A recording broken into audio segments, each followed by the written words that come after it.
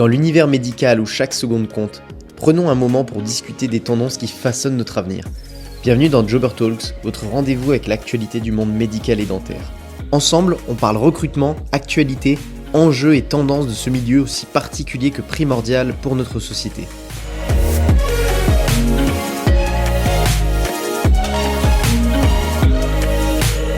Un véritable bouleversement pour tous les acteurs du monde du dentaire en 2023 était une année particulièrement marquante avec son lot de revirements administratifs, juridiques et législatifs. Aujourd'hui, on va essayer de comprendre et décrypter ensemble l'évolution et les tendances du marché dentaire et qu'est-ce qui nous attend un petit peu pour cette année 2024.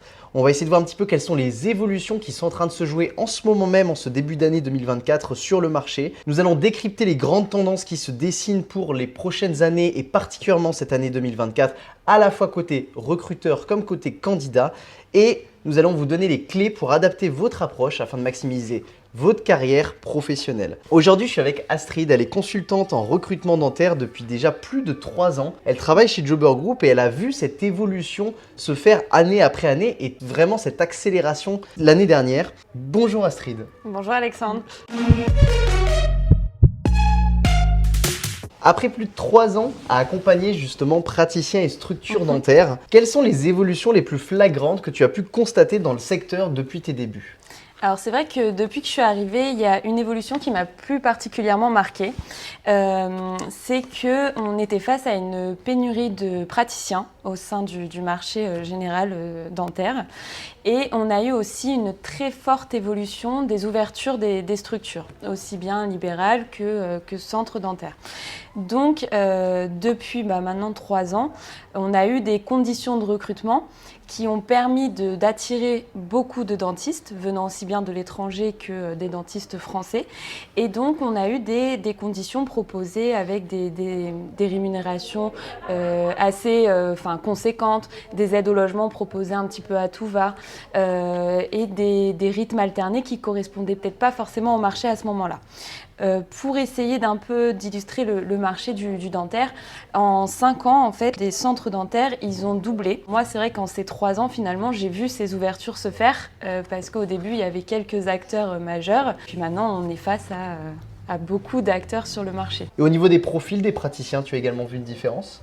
Alors, au niveau des profils de praticiens, quand je suis arrivée sur le marché, les diplômés de l'Union européenne n'étaient pas encore bien intégrés en France parce qu'il y avait des démarches quand même assez conséquentes à réaliser. Il fallait faire l'inscription, fallait apprendre le français, etc. Donc, c'était des processus à mettre en place.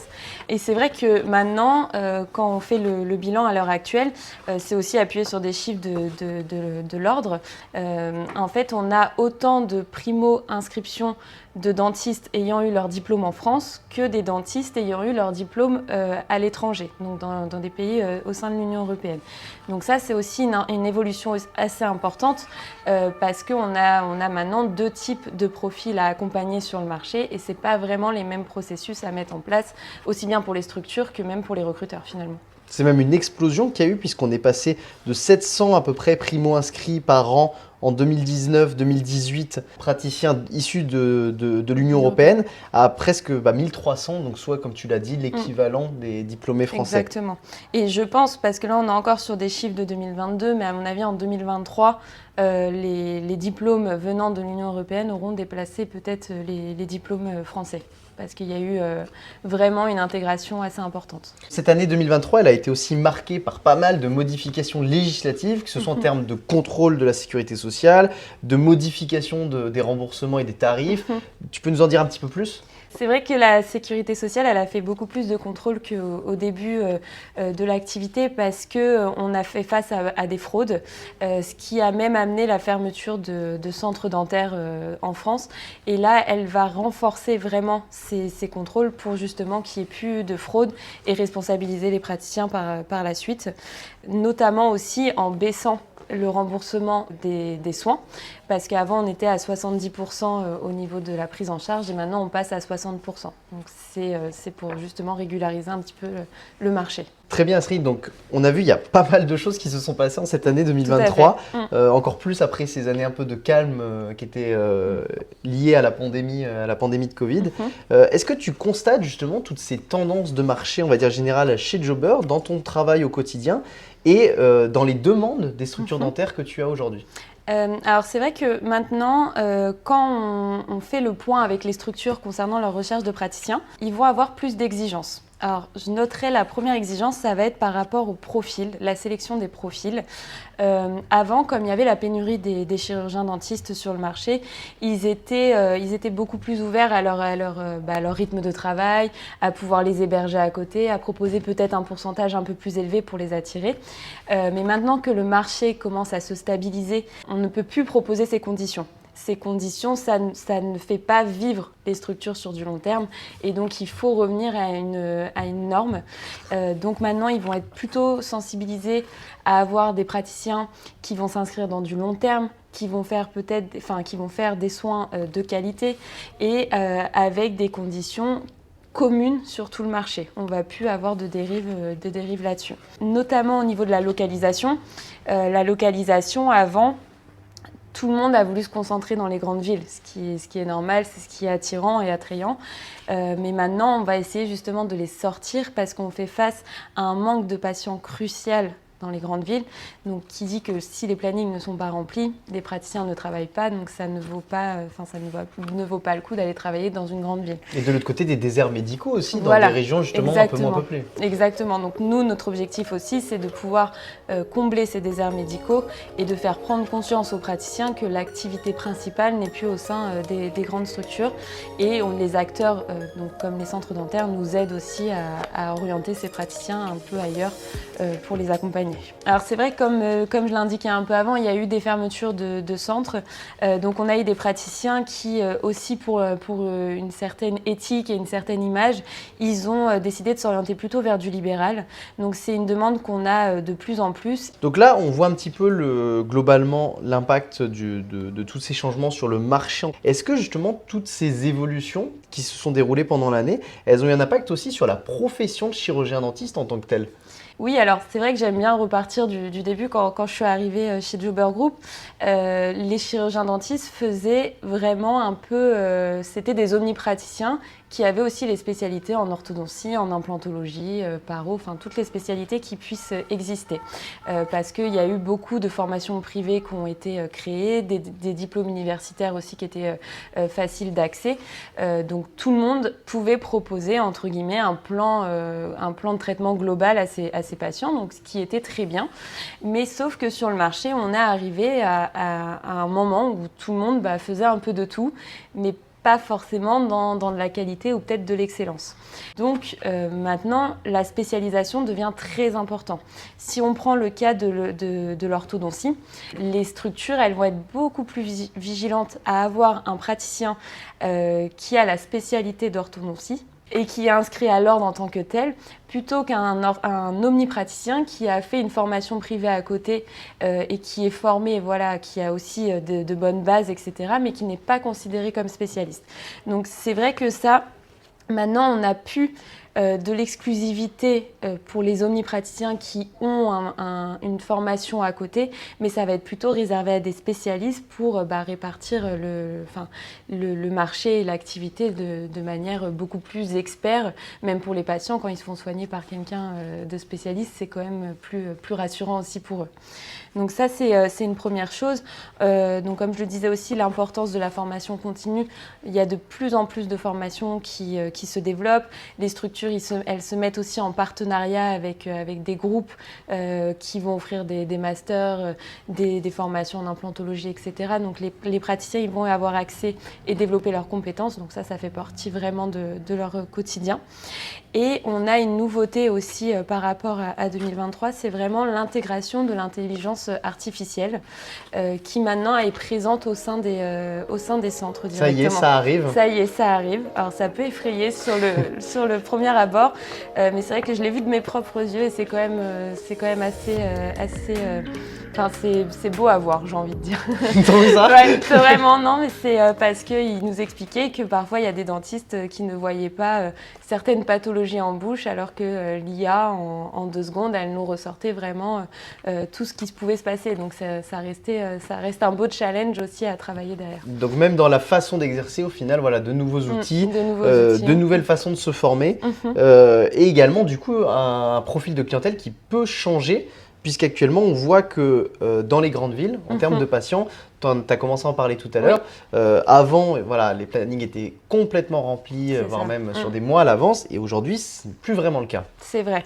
Alors c'est vrai, comme je disais tout à l'heure, on a les saturations, notamment sur les grandes villes, parce qu'il y a beaucoup de concurrence. Au début, les praticiens, on va dire qu'ils consommaient du patient. Leur but, ce n'était pas de les fidéliser sur du long terme, mais après de devenir un peu leur dentiste de vie, quoi, finalement. Donc c'était, on le voit, on fait ce qu'on a à faire, et puis s'il ne revient pas, c'est pas très grave.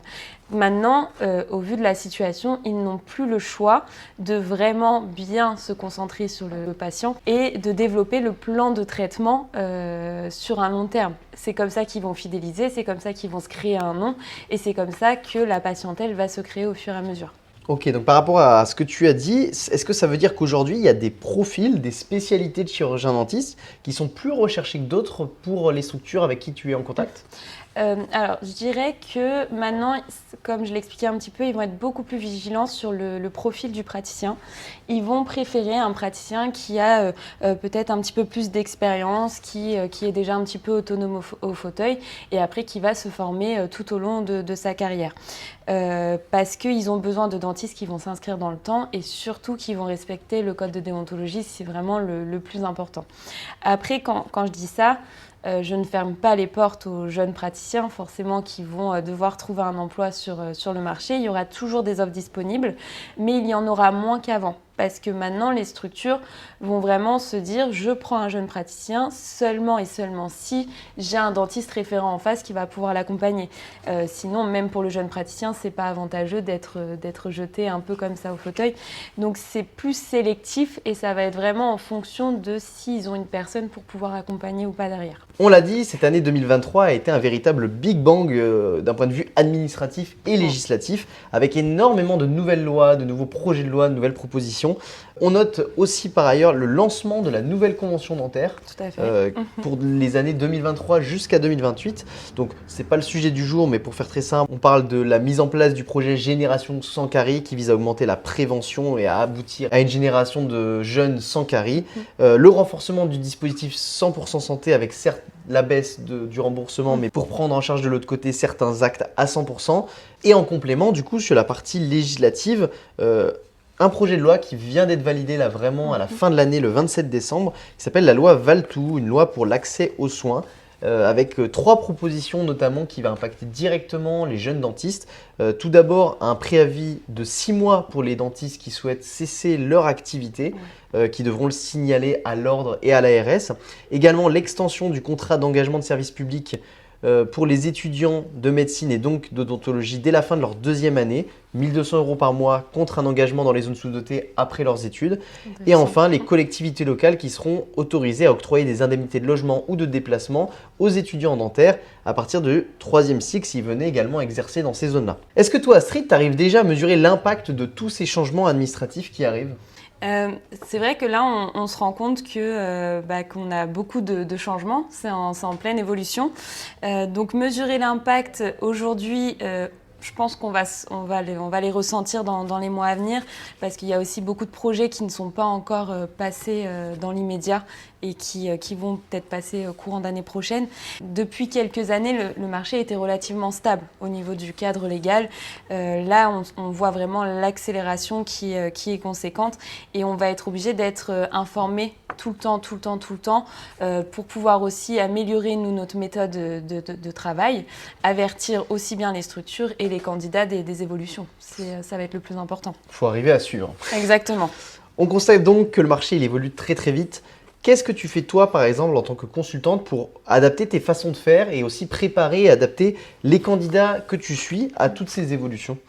Alors, tout à l'heure, on parlait justement des contrôles de la sécurité sociale et de l'ARS qui étaient de plus en plus importants. Nous, Jobber Group, on tient vraiment à sélectionner les structures pour lesquelles on travaille. On ne veut pas travailler avec des structures qui ne vont pas respecter ces règles parce qu'on a un engagement vis-à-vis de nos praticiens qu'on accompagne depuis plusieurs années et on veut leur offrir le meilleur choix possible. Donc, on est très vigilant là-dessus, sur les acteurs. On a une personne qui s'en occupe pour justement pouvoir les dissocier dès le début et dire si oui ou non on travaille avec eux. Et aussi, c'est l'importance de bien comprendre et de bien mettre en avant la marque employeur des structures et d'être averti de tout leur mode de fonctionnement, de savoir avec qui on travaille pour pouvoir le vendre à nos candidats et que ça puisse marcher sur du long terme. C'est vraiment l'objectif de les connaître par cœur. Et le plus important, et je pense que ça va être le mot d'ordre qu'on aura chez Jobber Group en 2024, ça va être vraiment la qualité. La qualité, que ça soit aussi bien structure que candidat, pour qu'on puisse avoir une meilleure sélection de profils et que ça soit donnant-donnant entre les structures et les candidats avec lesquels on travaille. Du coup, de la qualité, tout autant côté candidat que côté structure de santé, ça va vraiment être le maître mot après ces années un peu de frénésie, on va dire. Exactement. Si toi, tu devais justement donner des conseils à des chirurgiens dentistes qui sont ou bien jeunes thésés ou bien à la recherche d'une nouvelle opportunité dans ce flot de changement, qu'est-ce que tu leur dirais ? Au vu de l'offre qui est assez conséquente sur le marché, je pense que le plus important, c'est vraiment de bien choisir l'endroit où on travaille. On a vu des structures qui ont fermé de nombreux changements. Donc, je pense que si dès le début, on est averti un peu du contexte, des conditions, etc., on peut faire le bon choix dès le début. Au moins, ça n'impacte pas la carrière à devoir changer constamment de poste et d'être stable sur du long terme. L'importance aussi, je pense, c'est d'être accompagné dans sa recherche. Quand on est face à des acteurs qui sont en permanence en contact avec les structures, avec des chirurgiens dentistes, avec des personnes qui font partie de ce milieu, on est forcément beaucoup plus averti de ce qui se passe et ça nous permet d'informer les candidats. D'où le choix de la bonne structure et d'où le choix d'être bien orienté. Donc ça serait vraiment mon conseil, c'est plutôt au niveau du choix de la structure et d'être bien accompagné pour avoir une carrière sereine et longue, on l'espère. C'est vrai aussi, comme tu le disais, il y a eu beaucoup d'évolutions au niveau du cadre légal. Là, on commence à entendre beaucoup de choses qui vont se passer sur 2024, notamment par rapport à l'inscription dans les ordres avec les listes d'attente qui vont pouvoir se mettre en place dans certains départements, par rapport au recrutement des diplômes venant de l'Union européenne et faire face en fait aux déserts médicaux pour pouvoir les remplir. On entend tellement de choses en ce moment sur le marché que même nous on s'adapte pour faire face à ces nombreuses évolutions. Je l'ai répété beaucoup de fois. Beaucoup de changements donc encore une fois à venir et qu'on va suivre, nous en tout cas. Si vous voulez rester justement à la page, n'hésitez pas à vous abonner au podcast Jobber Talks. N'hésitez pas également à consulter le site de Jobber Group si vous êtes à la recherche d'une opportunité dans le monde dentaire, à prendre contact aussi avec Astrid qui peut vous aider à Grand trouver. plaisir. Et puis on se retrouve très bientôt pour un nouveau sujet du monde médical ou dentaire.